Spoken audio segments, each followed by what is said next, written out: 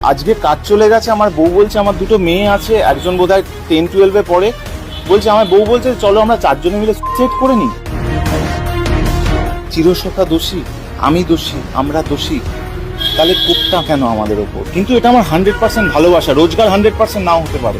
আমার ভালোবাসাটাকে তো এরমভাবে কেউ কেড়ে নিতে পারে না। আমার এইটাই প্রশ্ন যে আমাদের দোষ কি? আমি কি দোষ করেছি?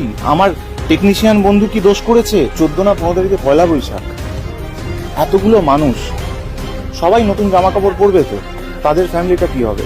আমার সেরকম রোজগার নেই, আমার এইটাই একমাত্র অনলি সোর্স অফ ইনকাম। আমি লাস্ট এতগুলো বছর ধরে এইখানেই কাজ করে এসেছি। কি বলতো, আমার চেতনাটা না ওই মানুষটার ফোন কলের পর হয়েছে, বুঝতে পেরেছো?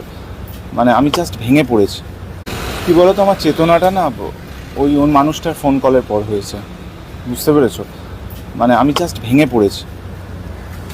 আমি ভাবতে পারিনি আসলে মানুষের বোধোদয় চেতনা হতে, সেলফ রিয়েলাইজেশন হতে হয়তো কিছু একটা মুহূর্ত, একটা ঘটনা লাগে। তো ওই ফোন কলটা হয়তো সেই ঘটনাটা ছিল। আমি যে মানুষটাকে পাথরের মতো, লোহার মতো শক্ত দেখেছি, 50-55 বছরের একজন মানুষ, সিনিয়র টেকনিশিয়ান, আমি তার নাম কিছুতেই নেব না, যখন তাকে দেখলাম যে টেলিফোনে উল্টো দিকে সে হাউ হাউ করে কাঁদছে, আমি তখন বুঝতে পারলাম যে ঠিক হয়নি বিষয়টা।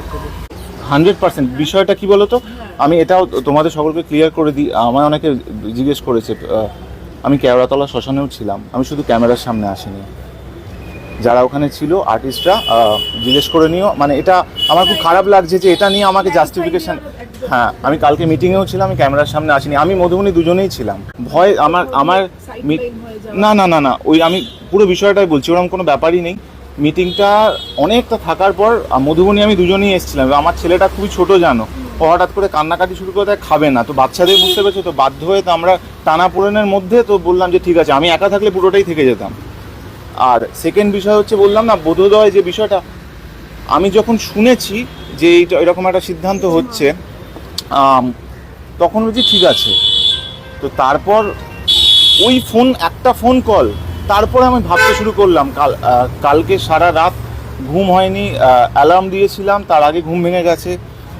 তারপর ভাবলাম যে মানে নিজের মধ্যে ভাবছিলাম আমি যে আমি কি একজন বুদ্ধিমান বোকা হয়ে থাকবো, বুদ্ধিমান ভীতু হয়ে থাকবো, সরি। হ্যাঁ, উনি ফোনে হাউ হাউ করে কাঁদছে, বলছে রাজা আমার সেরকম রোজগার নেই, আমার এইটাই একমাত্র অনলি সোর্স অফ ইনকাম। আমি লাস্ট এতগুলো বছর ধরে এইখানেই কাজ করে এসেছি। আজকে কাজ চলে গেছে। আমার বউ বলছে, আমার দুটো মেয়ে আছে, একজন বোধহয় 10-12-এ পড়ে, বলছে আমার বউ বলছে চলো আমরা চারজনে মিলে সুইসাইড করে নিই।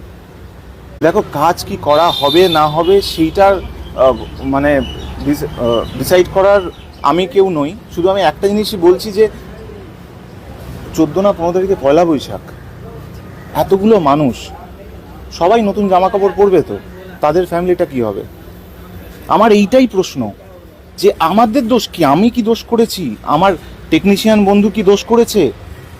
ডিরেক্টর দোষ করেছে? আরে আর্টিস্টদের ওরকম অবস্থা নয়, আমি বলতে পারছি, কারণ আমি আগেও বলেছি যে মানে সৌভাগ্যবশত অভিনয় করে আমার সংসার চলে না, কিন্তু এটা আমার 100% ভালোবাসা, রোজগার 100% নাও হতে পারে। আমার ভালোবাসাটাকে তো এরমভাবে কেউ কেড়ে নিতে পারে না। কেউ তো আমাকে এই জায়গাটা দেয়নি। তোমরা যে আজকে এসছো, কোথাও তো একটা ভালোবাসা আছে, একটা যোগাযোগ আছে, তাই না? তাহলে ভালোবাসাকে যখন আমার কোনো কারণে, সেটাই আমি কারোর এগেনস্টে বলছি না, আমার কারোর এগেনস্টে বলার মানে ইচ্ছাও নেই। আমি একটা অনুরোধ করছি, আপনারা ভেবে দেখুন, যারা আপনারা বলেছেন যে কাজ করা হবে না, তারা নিশ্চয়ই বললে আবার কাজটা চালুও হতে পারে।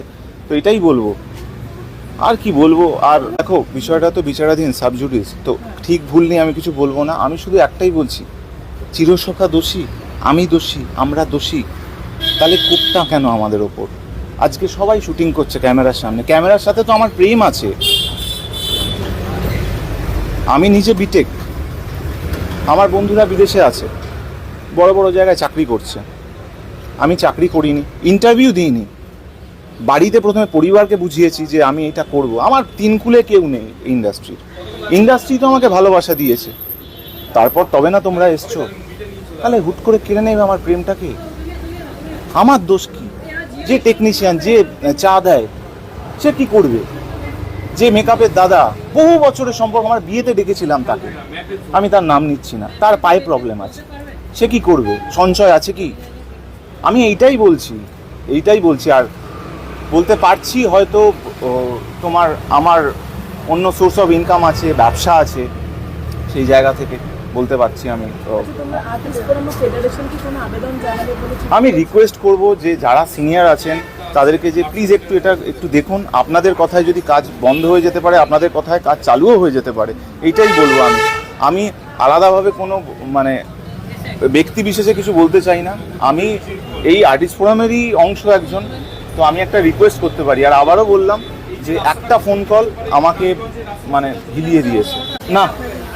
না অনেকে অনেক রকম ন্যারেটিভ করছে, কি বলবো, লাস্ট 6 মাস বছরে হতে পারে, লাস্ট 1 বছরে, ঠিক আছে, যদি লীনাদি বা শৈবালদা আমাকে একটা ফোন করেছে দেখাতে পারো, আমার ফোন আমি জমা দিয়ে দিচ্ছি, যারা গোয়েন্দা আছে তাদের নেই।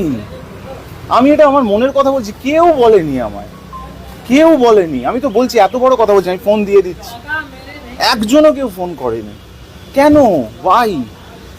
আমি যার সাথে ফোনে কথা হয়েছিল, যেটার পরে আমি নড়ে গেছি, সেইটাই কি বলবো বলো তো, আর আমার আর কিছু বলার নেই।